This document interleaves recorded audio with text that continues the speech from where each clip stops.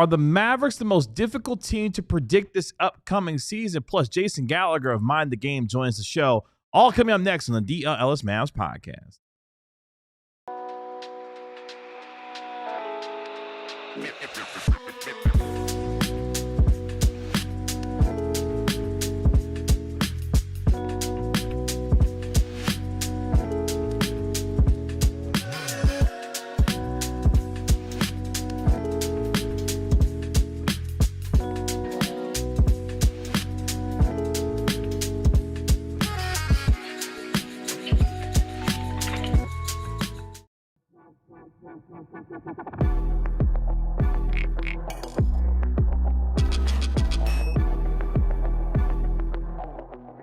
Hey, what's up, DLLS Mavs Nation? Of course, this is the DLLS Mavs podcast powered by Michelob Ultra. Cheer on your team with Michelob Ultra at 2.6 carbs and 95 calories. It's a superior smooth taste worth playing for. Michelob Ultra, official beer sponsor of the NBA. I'm your man, Kevin Gray, alongside Mavericks analyst Bobby Carrella. We are DLLS Mavs, your favorite guys, covering your favorite team every single day. What Tim Legler had to say about this particular aspect of Cooper Flagg's offensive game, plus friend of the show, Jason Gallagher, going to be joining us at 12:15 to preview this upcoming NBA season. And of course, your Dallas Mavericks on this tremendous Thursday afternoon. Bobby Carrella, how are we today? Doing good, Kevin. I'm doing good. I did forget to take my sinus medicine before coming to work this morning, no. so I got some tingles going on in my nose, but I'm going to persevere. Okay. I'm going to push through it. I need to be at my best tonight because I'm going to see Passion Pit at the House of Blues. Nice. Very excited for that. If you're going to be there, let me know. And I'm not going to buy you a Michelob Ultra, but we can cheers our Michelob Ultras at the House of Blues. So basically, you're going to just stay here all day and then just walk the 20 feet across the street is what you're going to do? No, I'm going home right after the show, Okay. and then I'm going to walk from home to the House of Blues. Well, your boy got to go get a haircut a little bit later on today because I get Vegas ready because we'll be in Vegas starting on Sunday. So I got a little bit of an appointment later. I need to go to get a haircut, too. Yeah, got to get yourself Vegas ready, man. We're going to be out there in Sin City one more time. So Hopefully I'll have time to do that after there you this. go.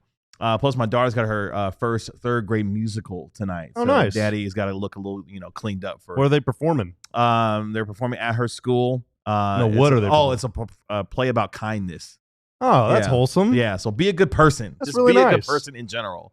And they're going to do that later on this evening. So looking forward to it. Fantastic. Is there going to be like a bully in there that's like the heel? You know, like the crowd's going to boo them? That would be kind of hilarious, although I don't think we want to boo the kid because, that would kind of just play into the whole bullying You're aspect. supposed to be nice to bullies? No, not necessarily, I guess. But All right. I don't know what it's going to be about, but we're going to find out later on tonight.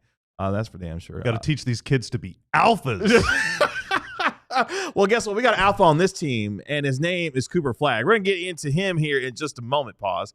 When it comes to what he has going on in terms of his rookie year, this upcoming year, Tim Legler had a chance to talk with him a little bit earlier today about his offensive potential. As I mentioned, Jason Gallagher going to join the show, and the NBA GM survey is now out. We're going to look at that and examine some questions around some of the biggest topics in the NBA. And what happened? Keep going. Oh, must have said I'm something. just working through it. Okay. I'm just working through everything right now. And we'll get into some of that a little bit later on in the show. But let's get into the topic of the day. Cooper Flagg, who made his NBA debut on Monday in a win for your Dallas Mavericks. The Mavericks back on the practice floor today.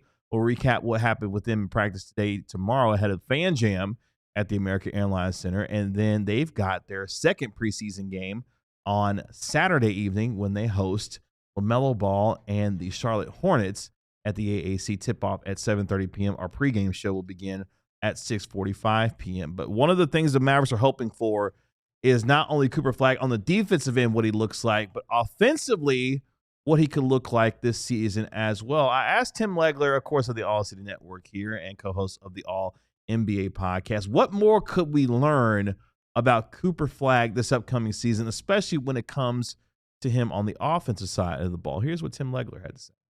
What you're going to want to see, give the guy 20 games and see if after 20 games, he's starting to have a little bit more swagger to his game offensively, where, because right now he's going to be out there with guys that have done a lot of things in this league offensively at a really high level. right? And including a guy even like D'Angelo Russell and like what he's done in this league. So I think there's going to be a deference there on the part of Cooper Flagg that's natural for a rookie. And he'll pick his spots and he'll have moments in that first 20, 25 games. But I think when you get to about that benchmark, as you get into the, after the first of the year, you're going to want to see those nights where maybe Cooper Flagg comes out and he's feeling himself a little bit more as a scorer, an initiator, maybe that means it's a playmaker because he starts to see traffic and whatnot, but just more aggressive in general as the year goes, because I think he's got a chance to really find his stride really quickly. Some rookies are just built that way. I think Cooper Flagg is built that way. And even when he's not there offensively yet, he still will impact as a playmaker with his defense, with his IQ, with his anticipation, all of those things, his effort, his intensity, all of that stuff will help them win. But then when he finds that level where he's walking out there thinking, hey, man, I can do things offensively now because I'm really relaxed and comfortable, and his veterans start to respect him more, that's when you're going to see Cooper Flagg, when you go, wow, okay, this guy has a chance to be really special. So Cooper Flagg and the offensive swagger and aggressiveness is something that Tim Legler is looking to see, especially as we get into the regular season. What could that mean for the Mavericks offensively when it comes to Cooper Flagg taking that particular step in his game, knowing the kind of players that are around him, that when he starts to have that confidence that he can start to make an impact offensively and feel comfortable doing so, what could that could do for the Mavs this year? I think it's an important – I think aggressiveness – is important in this offense no matter what. You have to do everything the way that they want to play. You have to do everything with force and everything with intent. You got to run the floor hard, and you whenever coming off a rebound or a steal or a loose ball or even off a made shot, you have to aggressively get down the floor. Mm-hmm. There's going to be a lot of off-ball cutting. You have to aggressively cut. If you're just dogging it on a cut, the defense doesn't have to respond, and all you're doing is just wasting time and wasting space. If you're taking a dribble handoff from AD or running a screen and roll or attacking in isolation or someone else drove or cut and that opened up a little space for you, if you don't attack the basket with force, then again you're just wasting time and wasting space. So everybody needs to be aggressive, and I think what makes an egalitarian offense work is not the fact that it's not because you don't have a ball hog, you're not playing heliocentric. Like, that's not the reason it works. It's not because it's just the opposite of what the Mavs have done recently. The reason an egalitarian offense works, and the only way it works, is if all 5 players on the floor are a threat to score when the ball's in their hands. That is how it works. And if you're playing passively, dribbling the air out of the ball, or not really looking to either create your own shot or break your defender down, the triple threat is more like a 0 threat whenever you touch it, then again, you're tricking off seconds and you're wasting the possession. And so I think for everybody, not just Coop, they all have to play with aggression. They all have to play with force at all times at both ends of the floor. Otherwise, they don't have without Kyrie, they don't have anyone on this team that can just pull a rabbit out of a hat at any given moment. Like, they have to do everything hard in order for it to work. And the communication has to be on a string when you're playing that type of offense, the kind of movement that this team expects to be doing. Everyone has to communicate and be on the same page, with a number of different guys going to be playmakers and handling the ball on this offense. It's going to be fun to see how this team continues to develop their chemistry throughout the course of the year, how different guys find themselves in different areas of the floor to be able to make an impact. We saw Anthony Davis be able to make some of that impact as a playmaker in game number 1, Cooper Flagg being able to do the same, being able to pick up and be able to handle full court pressure, as Casey Wallace was able to put something on him as well and be able to handle that.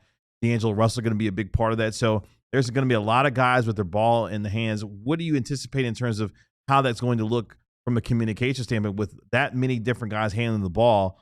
Obviously, guys are going to have to be able to be on the same page, because otherwise it can get a little clunky depending on who is handling the ball and what kind of situations they've gotten themselves. I think a lot of it is so like rhythm based that you can't really necessarily take the time to communicate. You just have to go and do, and so that's where the first some arbitrary number of games, 15, 20 games, sure, there could be a lot of pointing and like, well, what do you want me to do? Kind of like that sort of thing. Were you supposed to be in that spot right there? That's like, oh, then you do, they're doing this. And they're like, oh, yeah. That probably will happen because so much of this is read and react, unscripted. So much of this is just kind of figuring it out there. But the hope is that by the time December rolls around, it's all so second nature that you don't really have to communicate all that much. Mm-hmm. You know, I go back to the difference between the 2023 Kings that finished third in the West, I think. Is that right? Third in the West. Yeah. And the Kings from last year, Jay Triano was the offensive guy on both of those teams.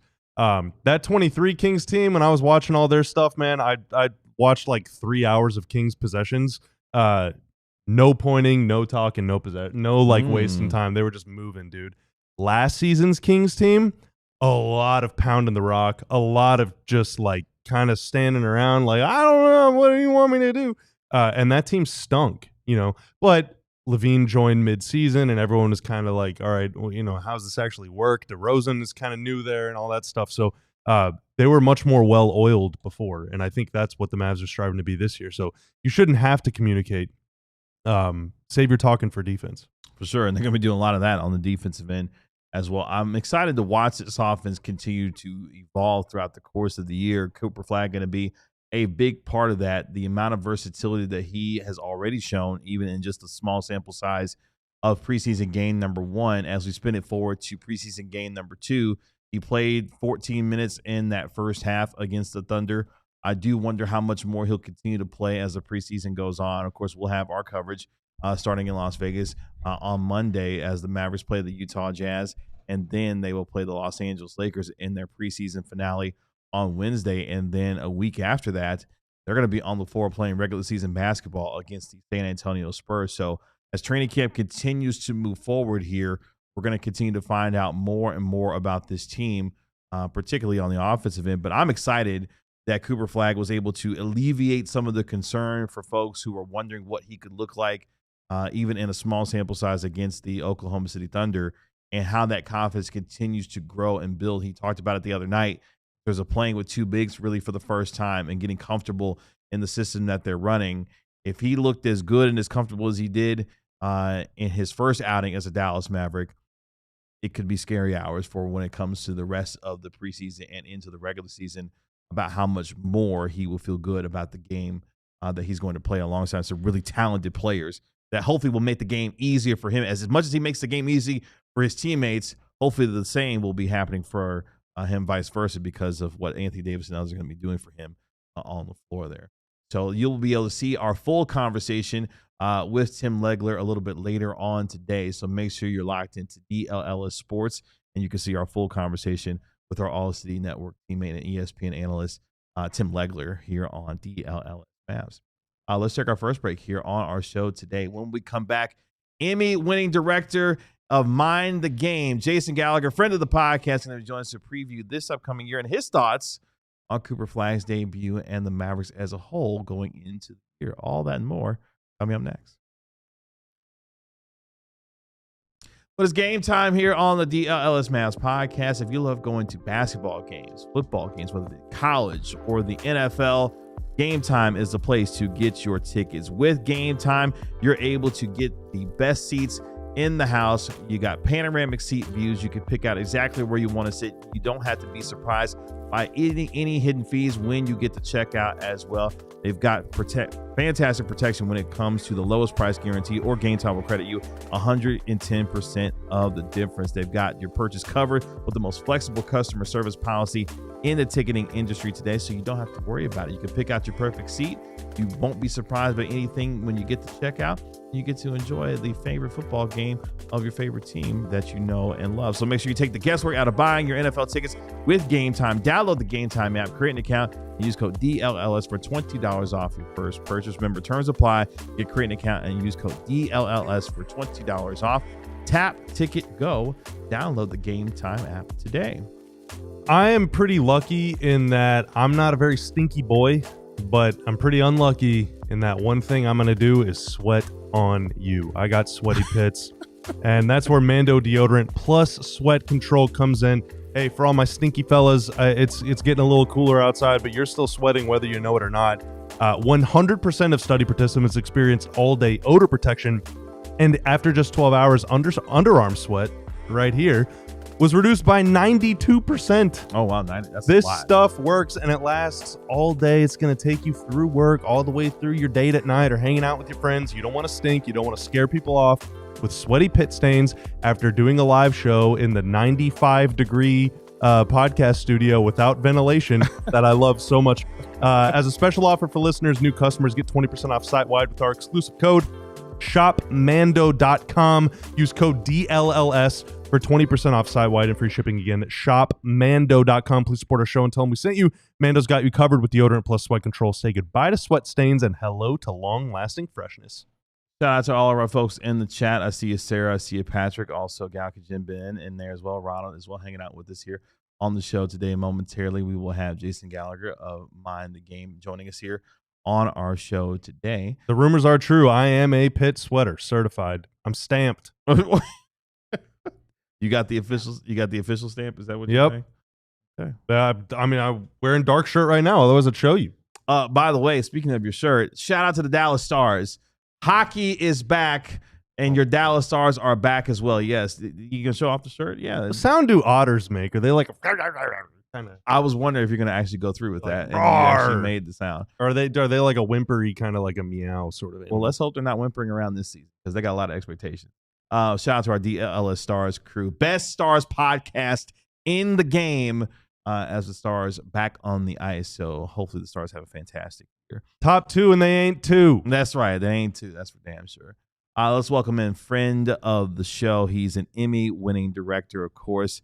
Directs Mind the Game with LeBron James and Steve Nash. And oh, by the way, Bird's Eye View with Sue Bird. Fantastic show as well. He is, of course, Jason Gallagher. Jason, what's going on? Good to see you.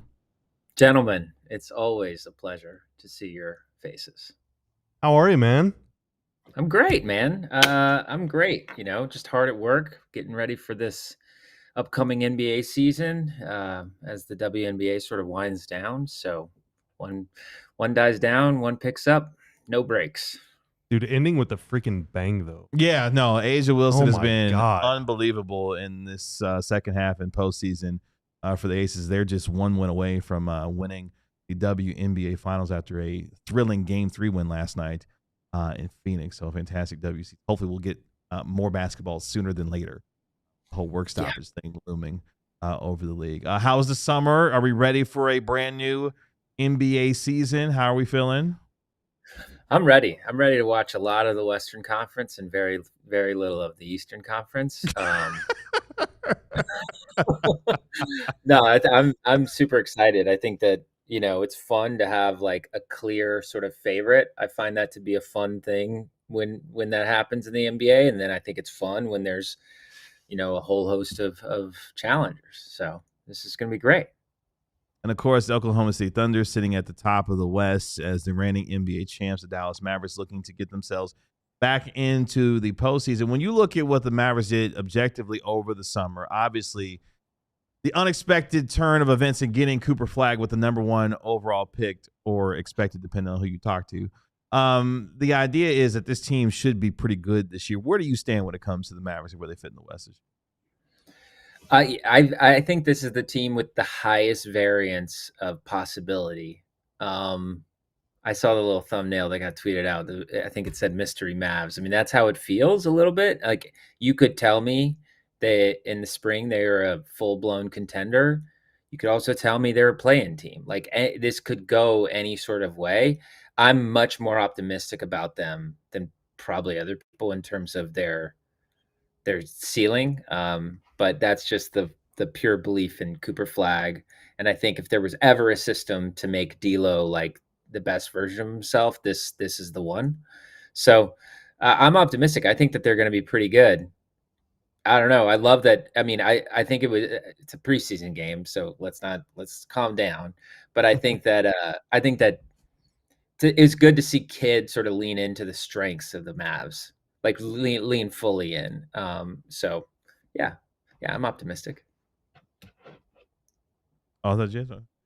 So when you look at not just the Mavericks, you know the only question that I want to ask. Well, ask it then. It's not having to do with the Mavs. Well, ask that question anyway. All right, Jason. I feel like you're pretty closely connected to LeBron, right? You're like we're like 1 degree removed. Now, That's right. Mind the game. That's right. I'm not one to, publicly. Well, no, I think I did publicly shame him yesterday, but Here I sat waiting for this announcement. We're trying to keep Jason on the show, okay? Well, no, I'm not slandering him. I'm saying I thought LeBron was going to say, I'm requesting a trade to the Dallas Mavericks. It didn't happen, but as someone that works with him daily, or not daily, maybe, I don't know how. Well, maybe daily. I don't know. You let me know. What's the deal? I never had the impression he was going to request a trade to the Mavs. And if you've been sort of following LeBron over the last year, I think it's pretty safe to say he's leaning into sort of some of the moments in his career and having some fun with it. So as soon as I saw the teaser along with everybody else, I had like a decent idea of what it was. But I don't know. Anyone who thought it was going to be like a legit thing, I think the big takeaway was I was like, who is that guy he's sitting with? Like, yes, exactly. I don't feel like he's gonna just like do that for some guy. So I never took it as this was going to be a serious announcement. So that's what I'll say about that. I will say, what's up with your man though, JJ Redick, getting out in front of reporters and like, hey, you guys are a bunch of idiots. Like, Yeah, he's pretty sassy. Like, what's up, man? Like, what's going on here? Why am I getting grilled for these other people's behavior? These are your boys. These are your boys. We know these are your boys. JJ is a very blunt individual. It's why I love him. It's why I loved working with him. And I'm sure he was thinking, much worse things in his head. We got the PG version, so. Okay. All right. Well, unfortunately, Bobby was disappointed that LeBron did not announce a trade to the Dallas Mavericks. Well, I guess actually I should have been able to piece it together. Now that he is working with Jason, of course he's not going to request a trade to the Mavs. I was trying to think. He's going to wait until after this season's over with to leave on his own to come to Dallas. Yeah, that's what it is. I think in the description of this video, Jason, and I need you to advise here. Introducing you, I say, resident tortured current / ex Mavs fan Jason Gallagher. That's right. Of Mind the Game. I did plug the show and That's everything. right. But where are you at now that the season has actually started? Like, are you going to be tuning into Mavs games? And how are you feeling about kind of everything? Yeah, I really look at my relationship with the Mavs like a relationship. Like, I feel like it's finally okay to like go to the party that they're at and say hello. Not nice and cordial. Yeah, it's not going to be anything sort of negative like that. If people ask my opinion on certain things, obviously I give it, but by and large, it's a good group on the floor. I got a lot of ties to Dallas, a lot of my friends in media, like real friends that I've sort of met through this journey of following the Dallas Mavericks. So, want the best for them. I would say that, like all complicated things, I don't think I am personally like fully invested in this team. I wouldn't even say that I'm like a little invested in this team. None of my feelings have changed about the people who are operating this team. But the fans and the group of guys on the floor themselves, like, I wouldn't be upset if they had some success, because it's been a pretty grim 2025. This is one of those years that you look back and you're like, what happened this year? Like, just generally, like, it's really crazy. So, I feel like for the fans that have had to endure on all sides of the spectrum, the people who are like, I love this trade, and then for the people who are like, I just want to move on and be happy. For all those people, I hope there's a lot of success in Dallas sports soon. Yeah, because between the Luka trade and then the Micah trade happening a week before the season started, it's been a little rough if you're a DFW sports fan who didn't want to see either one of those two leave the DFW area for sure. I mean, just very quickly, I think both teams have something in common, which is just the guys that are going out there and playing are really, I think, fun to root for. I personally love rooting for Dak. But that's that's I don't know. So yeah, maybe the ownership at the top is not my favorite, but hopefully there's success for the guys on the floor. So how did you navigate that range of emotions from what was February 1st to now at the beginning of the season, all the things that are transpiring in between to get you to this point where you are now with your relationship when it comes to the Dallas and the Mavericks themselves? I don't know. Time. I talked a lot of shit. I'm tired. I don't know. I mean, at this point, it's like you do have to wonder how much is it healthy to invest in in disliking a sports team, but no, I mean, I've told you all this before. I think I'd feel a little different if I actually physically lived in Dallas. I think physically living in Oklahoma City, where my son is like a big Thunder fan, it makes it easier to just sort of enjoy basketball. And I've said this before, and I don't know if this will make any sense, but like working in the national sort of NBA with various players and everything like that, I had always had in the back of my mind, it might be really weird how hardcore of a Mavs fan I am to some people. But I sort of stand by it. And now with this sort of like the spring and the summer happening, I would say I'm much more of a holistic NBA fan. I like the dudes that I like. I like certain teams. I like certain organizations. Like the Lakers is a great example. It's like people think that I'm a Lakers fan because of Luka. It's like, no, when they signed JJ, I became a Lakers fan. Like I want success for that guy. And so, yeah, that's sort of my attitude towards it. I have nothing more to say about the leadership of the Mavs that hasn't already been said many, many, many times. We're kind of divided here. I wouldn't necessarily say divided, but the Lakers were one of the teams in our little preseason standings predictions that had the widest range of outcomes. Like Stein is just convinced. I mean, obviously Luke is looking great. I haven't watched the Wings show yet. Not the Dallas Wings show, the Hot Ones. Oh yeah. But Stein is convinced Luka's on a warpath. He's going to be MVP. I'm like, man, I don't know. They're putting a lot of faith in DeAndre Ayton and Marcus Smart, and like, I just don't know how to feel about them. So I think Tim and I were both like, they could be possibly a play-in team, but they might just end up top 6 just because. Stein is like, no, they're getting home court. Kevin, I think you were somewhere in the middle. Right? I think I had them in 6th. 6th, okay, yeah. So where do you think they'll finish up? Yeah, they're another team that's the variance is crazy.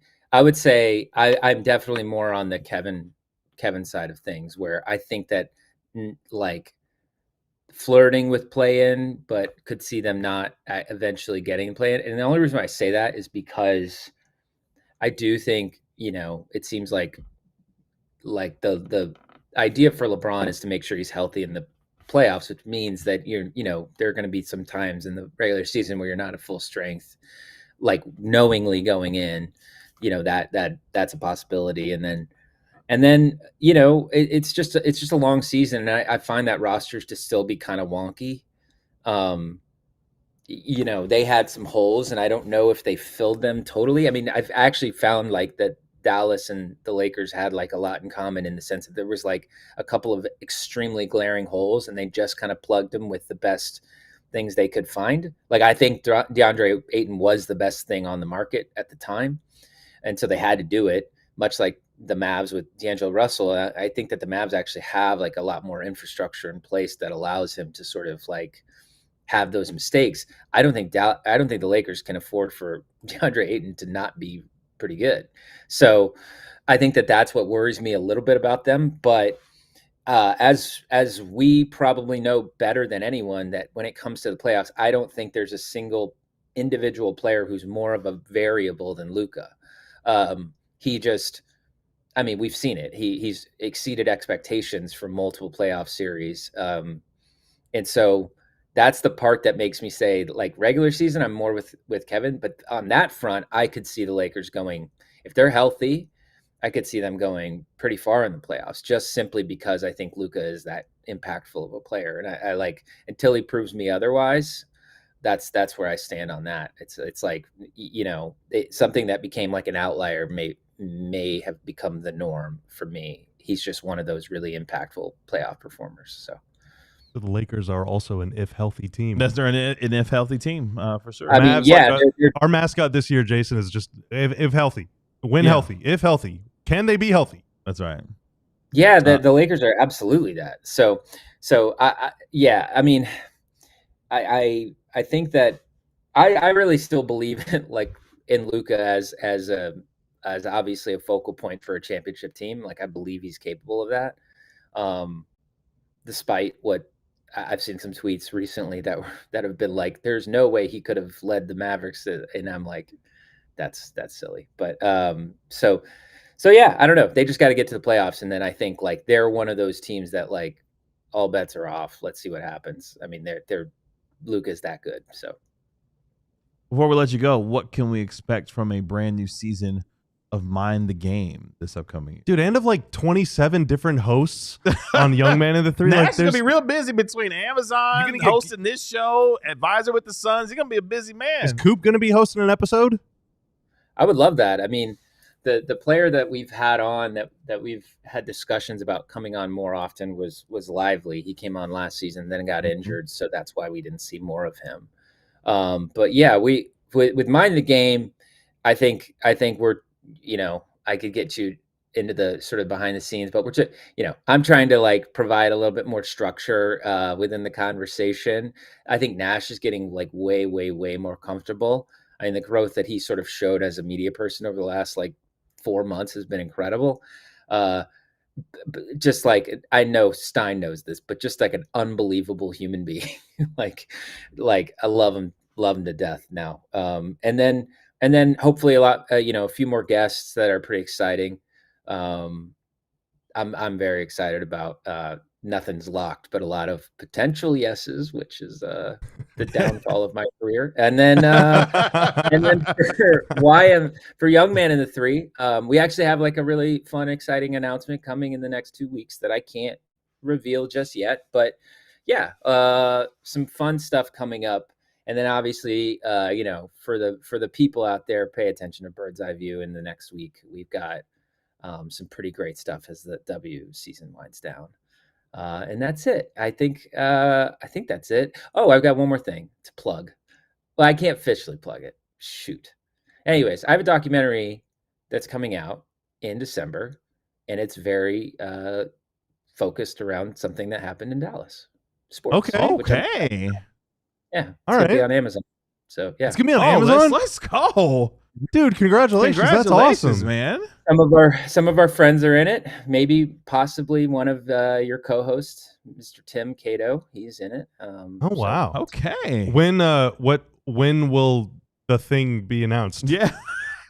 I don't know. This is I gotta say that growing up, I mean, I've known Bobby for a long time, but growing up in just sort of this digital world, I've always had the luxury to, I make something. If it's stupid, it doesn't do well. If it does well, then great. But you just move on. It's just like you make something, you publish it, you move on. I made this thing like 2 years ago. And it's like,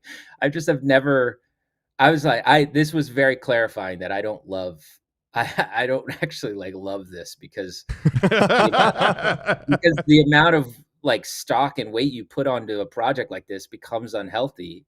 And I'm sort of like, no, I need to have this nice relationship with the piece of, whatever content you put it out, and then you do away with it and it's done. But no, I just saw the first trailer. I'm excited. So it has been confirmed. There is a date confirmed. And so, yeah, there's a lot of familiar, Mavs faces in the thing. So, yeah, I'm excited. Dude, heck yeah. That's awesome, man. I will be there no matter what. Yeah, congrats on that. We'll have to make sure that we have you on when that gets ready to drop and have you discuss the thing, because I'm what the thing is going to be. The thing that he doesn't like. Exactly. That he's emotionally put away. Now it's going to have to deal with all over again here soon. No, it's not that. It's not what you think it is. It's not about anything that's happened in the last season. But I've been trying to think of what could be the thing that is the weirdest thing. And then I decided I would love to make a documentary about how Tony Romo was a Maverick for a day. Oh, wow. I just think it's so funny. My buddy Tyler Parker, he writes for The Ringer. He did the dumbest column ever this week, but it was basically the 100 greatest names in the NBA of this century. And we were having dinner, and I was like, "You should put Tony Romo on the list." And he was like, "Oh my gosh, yes, the Tony Romo's on the list." It's Mavs great. His name is on the court. Tony Romo, the He's basketball on the court. He was a player. I don't know what to say. He should have gotten playing time. He should. I think ridiculous. More teams should do this. I'm fully on board when Mark Cuban did that. I think if your team is tanking, sign somebody. Sign some NFL players. See how it goes. Jason, it's always good to see you, my man. Appreciate you taking the time as always. We know that you're a very, very, very busy man. So anytime we get to spend with you, we really appreciate it and look forward to a fantastic season of all the stuff that you got going on, man. So we appreciate the time as always. All right. Thanks, y'all. Appreciate y'all having me. Thanks for coming on, man. Appreciate you. That is Jason Gallagher, Emmy-winning director, of course. Mind the Game amongst a mini. Dude, a documentary on Amazon. That is so, dude, that's incredible, man. Friends are so good at what they do. Friends are badass, man. That's awesome. Let's take our next break. And here I am just like struggling to keep my mouse thing plugged in and like I have no idea where any of my stuff is ever. You're number one in our book, Bobby. Don't worry about it. Oh, well, thank you. Let's take our next break here on the show. When we come I'm back, just talking about how much pit sweat I have. Like the NBA GM survey is out. What the GMs had to say about this particular subject when it came to the Mavericks and Cooper Flagg. We'll jump into all that coming up next. But just like how Jason's part of our family here at DLLS Sports, we want you to become part of our DLLS Sports family. The easiest way you can do that is to subscribe to DLLS Sports here on YouTube as we near 33,000 subscribers. Once you do that, I want you to head over to alldlls.com, become a diehard member, where right now we got a couple options for you to become a diehard. Number one, for $59, you can get a brand new branded Bills All-City mashup hat, DLLS hat, right now available for $59 when you join to become a diehard. Or for $36, you can get yourself a free t-shirt and become a diehard member as well. Either way, you get access to all of our premium content on our website, including the writings of Sam Nestler and Sean Shapiro covering your Dallas Stars, Jeff Wilson covering the Texas Rangers, Clarence E. Hill Jr. and Al Jawad covering your Dallas Cowboys, and our soon-to-be new Mavericks beat writer as well. So we've got a lot of stuff that's available to you. Plus, you get access to our member-only Discord, 20% off our events. We've got a lot of stuff that you can access when you become a diehard member here. Again, alldlls.com.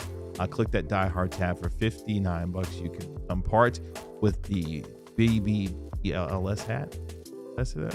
Yeah, the branded Bills hat. Yeah. And then, of course, the t-shirt as well. So again, make sure you scan that QR code if you're watching this live or if you listen to the podcast. Alldlls.com to become a diehard member. Thanks. I had a little bit of a meltdown in the Discord this morning. What? Yeah, there were a couple diehards in there talking about picks owed and picks incoming. Pamela posted the Real GM graphic, and Lieutenant Ben, not GM Ben, okay, got in there and was like, no seconds. And I was like, au contraire, the 2030 Philly second, the Mavs. Oh, you wow. Want to know how they got that one? Oh, wow. You want to hear a story? Oh, jeez. Yeah, that story was. And then I just lost my mind all over again. Shout out to Shahid, and you just lost your mind all over again. Yeah, I'm fine. You're okay? I'm totally fine. Take a deep breath. Take a deep breath. Don't slam the table. I cannot believe how fine I am. You're aggressively fine. Everything is incredible. Is aggressively fine. Shout out to Shahid, who says KG's got Bobby using mouses now. Right. I've had Shout this out to Team Mouse. I've had this for a while. In fact, I used to have a mouse. Or Team Mice. I guess I used to have a mouse. You used to have a mouse? I'm not finishing that story. It just doesn't matter. Did you ever have a pet? No. Well, I mean, there were dogs in my house growing up. Okay. They weren't mine. Oh, okay. I'm not responsible enough. What's the children's book called? If you give them, if you give a mouse a cookie or something like that? You know that? Yes. Is that The what Hungry it's called? Caterpillar? Yes. No, it's a children's You don't book know called If You Give a Mouse a Cookie. No. Did you have a childhood? Yeah, right, exactly. Like what? How do you not know I about guess this? not. I don't know. This could turn into therapy. Like what? He was too busy crashing out over second round Picks so know about from, If You Give a Mouse a Cookie. Chat knows about that book. Yeah, I doubt they do. One of my favorite childhood books was The Polite Elephant. So if you're polite elephant. you're a Polite Elephant fan, just What was that sound about? off in the I don't comments know that section. one. Yeah, I don't know that one. What was that about? Did you have a childhood? Touche. Touche. Let's get into the NBA.com GM Should we just survey. skip the third ad break? What? Can we? I don't think so. No. All right, I'll do like a minute on it. No. Okay. We gotta move. Yeah, we got a lot to get to. Yeah, let's get to it. The NBA.com GM survey is now out, and the GMs were posed 49 different questions with respect to topics in this upcoming season, and several of them having to do with your Dallas Mavericks. Some of the questions, for example, in this year's GM survey: who's the best center in the NBA? Nikola Jokic with 97%.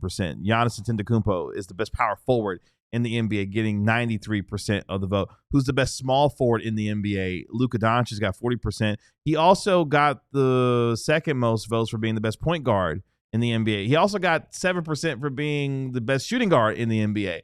Basically, just a bunch of positionless basketball in terms of the questions there. Other questions include which team made the best overall moves this offseason.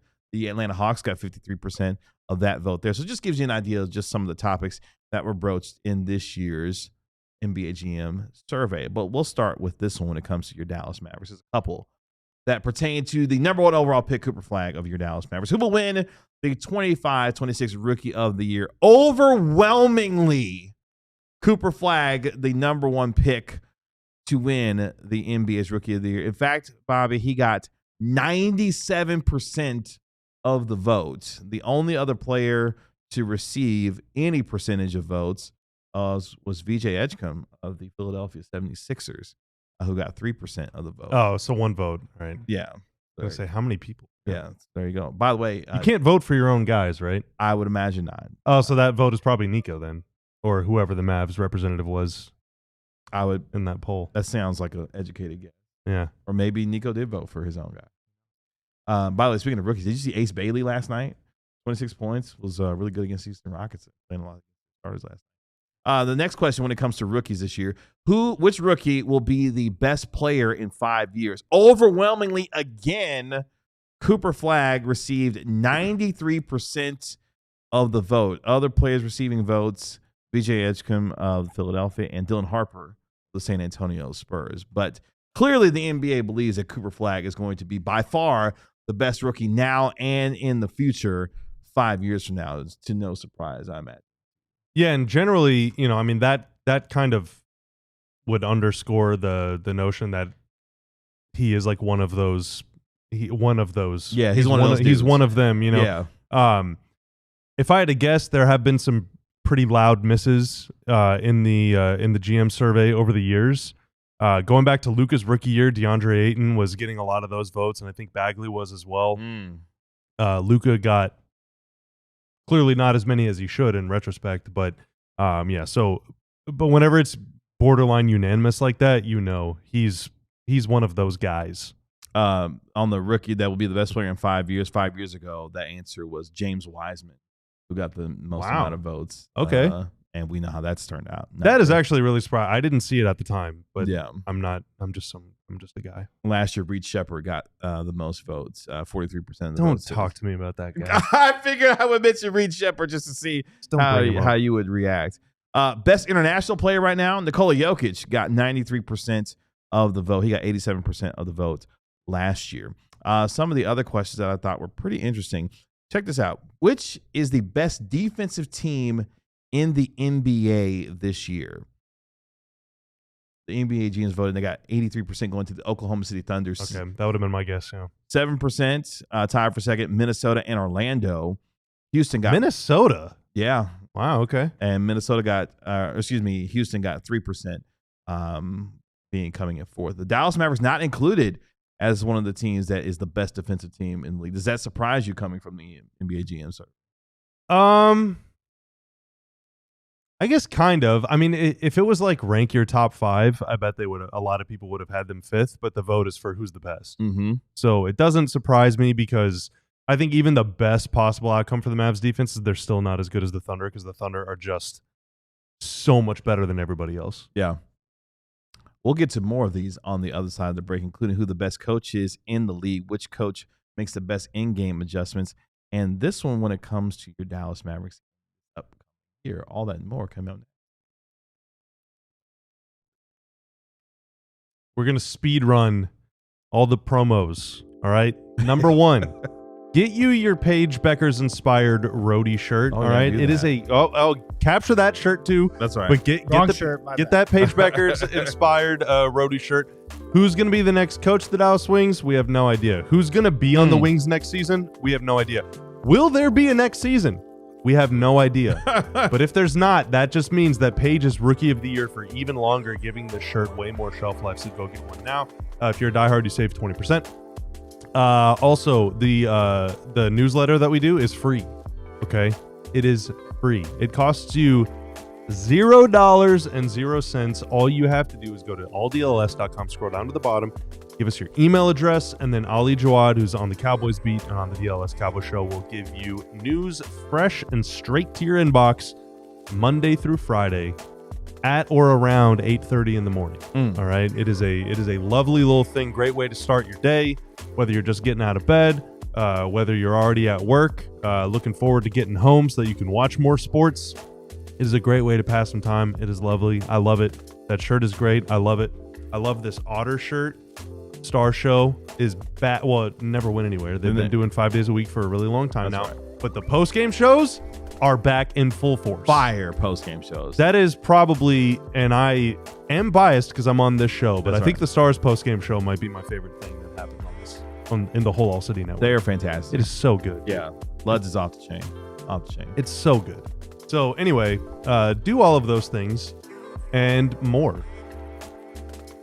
Mavericks back at practice today as they get ready for their second preseason game on Saturday. We will have our pregame show at 6:45 p.m. right here on DLLS Sports ahead of the Mavericks taking on the Charlotte Hornets and the returning Josh Green, among other former Mavericks on that particular squad. Did he? I don't remember this. Did he play in the game in Dallas last year? I believe so. Yes, I believe so. I feel pretty confident saying that he. Okay. But other former Mavericks include Grant Williams, Spencer Dinwiddie, also on that squad. I think Dinwiddie already. I saw people chatting about this earlier. Is he going to get a tribute video? He's already gotten a tribute video in the past. Can you give a guy 2 tribute videos?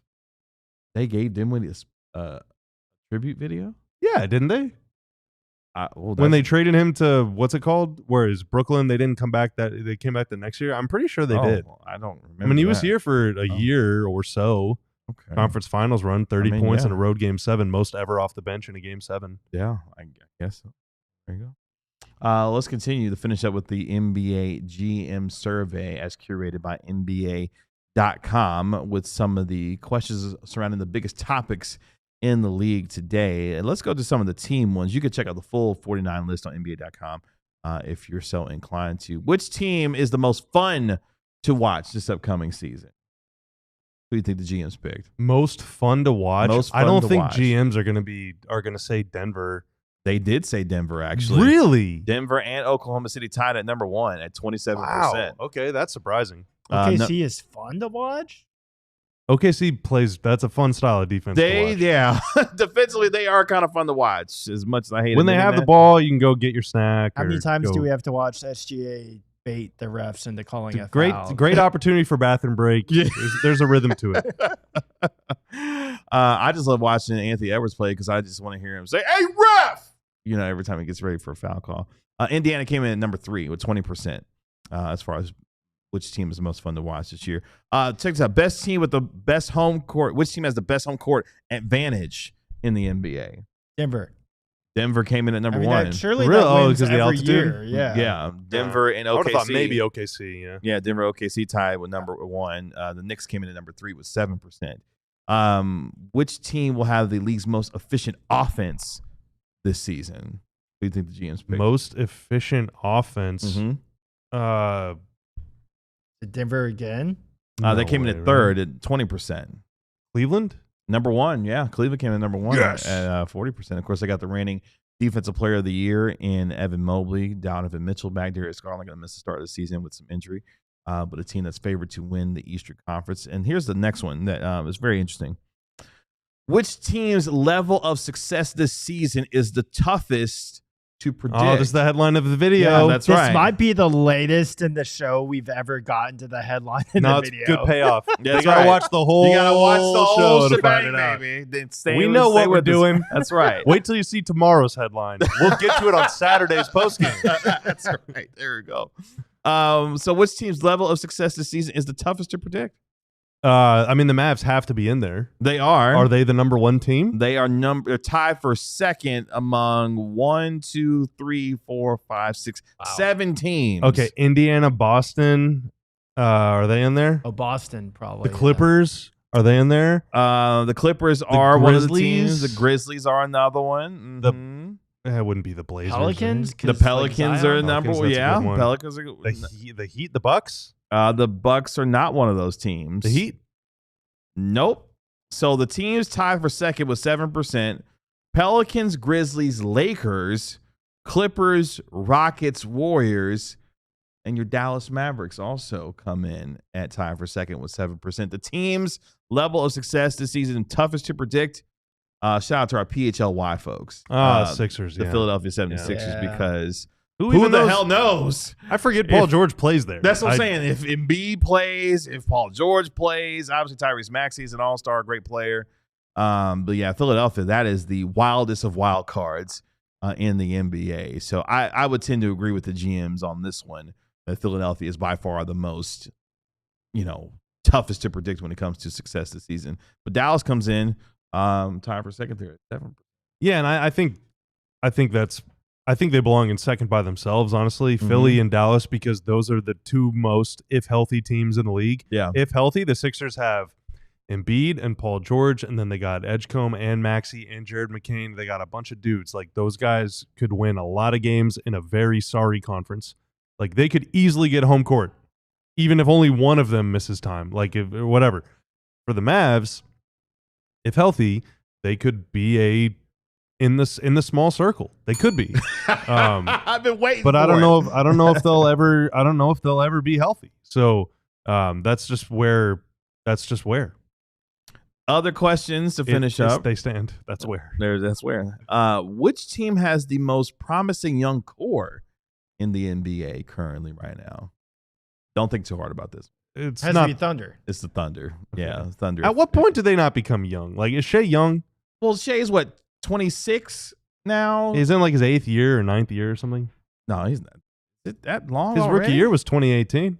So I guess 19, so. 20, 21, 22, 23, 24, 25, 26. This is his 8th season. Like He's 27. He's 27. Yeah, it's getting pretty dusty in there. They should probably trade him to the Mavs. Like Chet Young. J-Dub. How old is J-Dub? He was a multi-year college player. Is he like 25, 26? They're all in that same range, 25 to 27, 28 range. This I mean, Chet's still very young. yeah, they're but, still like, young. Hardenstein, not young. Caruso, not young. The Thunder aren't really that young. I mean, Shea at 27, I mean, he's entering his prime right now. Yeah, but that's not young. You know? Oh, well, Like a young core. I'm 38. A Hell, young core of I would- PJ and give me 11 Daniel years back. Gafford and Caleb Martin. Like, that's not a young core. 8th 8th year, you're a vet. Dude, there were people that Yeah. would retire once they get to 10 years back That's in the true. day. Yes, Luka is 26, hasn't turned 27 yet. Yeah, they're old. There. San Antonio comes in at number 2 at 27%. That's on the strength, of course, Victor Wembanyama, who has turned into even more of a freak athlete, if you can believe that. Which player is the most athletic in today's NBA? This should be an easy answer for you because you love And him. Giannis. Come on, man. Don't think too hard. Amen Thompson Oh, okay. out of Houston. He got 58% of the vote. Anthony Edwards got 23% of the vote. Other players receiving votes, Giannis. LeBron James at the age of 40 plus still getting votes for that particular award. Shout out to our guy, Klay Thompson, who is the best pure shooter in the league. Klay Thompson. No. Oh. Stephen Curry, of course. Oh. Stephen Curry. And then Klay Thompson comes in the second. Steph Curry gets 93% of the vote. Klay got 7. So shout out to him. Other ones. Which player is the fastest with the ball? I don't know. It feels like there could be a lot. Like Maxey is really fast. Maxey came in at number 3. Fastest with the ball. Mm-hmm. John Morant came in number 2. De'Aaron Fox came in at number 1. John Morant. I think Maxey's faster than Ja. Speaking of if healthy, that's not a thing that the Grizzlies ever are. He's already out. Like the Grizzlies have got half their team out at this rate already. Best passer in the league. Probably Jokic, right? Jokic came in at number 1. Luka came in at number 2. Still think Luka's probably a better passer than Jokic, but who knows? Okay. Most versatile player in the NBA today. Giannis came in at number 1. Okay. Tyler Victor Wembanyama. Okay. I feel like Wemby's not versatile. I mean, talk to the GMs about it. Run him out there at point. Could you imagine Victor Wembanyama running be the point? awesome. That would be actually I'd kind love of that. insane. Here's one for Bobby that I think he'll appreciate. What rule most needs to change regarding play schedule, draft lottery, playoff format, roster construction, etc.? What rule most needs to change? I saw a lot of tweets about this one, and it's so true. It's like a mishmash. It's just basically everyone hates the CBA. Yes. Everyone hates Yes. the rules about building a team, Mhm. and they're so true. Some of their solutions I don't really like, but it's just true. It's really hard to understand who agreed to this, like why it was agreed to. Yeah, number 1 was roster construction, with the apron rules being too harsh. Add a cap discount for own drafted players. Yeah, I don't like that. Allow trading partial salaries. I don't like that at all. Making all minimum contracts the same. I like that, but I don't like those other ones. But like, the thing is, the players don't like it, and the teams don't like it. If only there was a way to know, like, how this happened. Like, it's called an agreement. Yeah, the collective bargaining They agreement. collectively came together to bargain about something that they would agree on, and everyone came away mad. Yeah, everybody came up with It's really which I guess bizarre. is either the way an agreement should go. And maybe the Or- owners like it, I guess. I guess the owners, they probably love it when it comes to that. So that was a very interesting one there as well. Some of the other questions that came in for this year. Which active player will make the best head coach someday? Ooh. Chris Paul. Chris Paul came in at number 1. Oh, wow. Yeah, 27%. Mike Conley and TJ McConnell tied for second at 17%. Fred VanVleet came in 4th at 13%. All point guards. Garrett Temple Not a point guard. came in at 10%. Drew Holiday came in at 6%. Bro has been a point guard. There you go. Okay. Let's test your assistant coach knowledge real quick. Best assistant coach in the league today. Oh, I saw this Vogel. one, actually. It's spoiled. Vogel. Spoiled. Who? Is it Vogel? No, great guess, but no, did not make the list. I saw it. It's the, well, do you want to keep guessing? That's my only guess. All right, it's Micah Nori Yeah. from Minnesota. That's right. Weirdly, he still has a job. I figured someone would have signed him by now. Yeah. Did Back-to-back Vogel get conference some finals. votes? Who? Did Vogel get No. even no? No. Jeff Van Gundy got 14%. Oh, I of the forgot vote. about Jeff. Jeff Van Gundy. Yeah, Clippers lead assistant. Dude, Vogel is better than him. Hey, post that on the bulletin board. Get rid, Mavs, get rid of some of the things that we've said on this podcast about your team and replace it with that. Oh, okay. There They you think go. Jeff Van Gundy's better than you, Frank Vogel. What are you going to do about it, man? He's got a chance to prove it this year. Mavericks tie on this next question. Which head coach runs the best offense?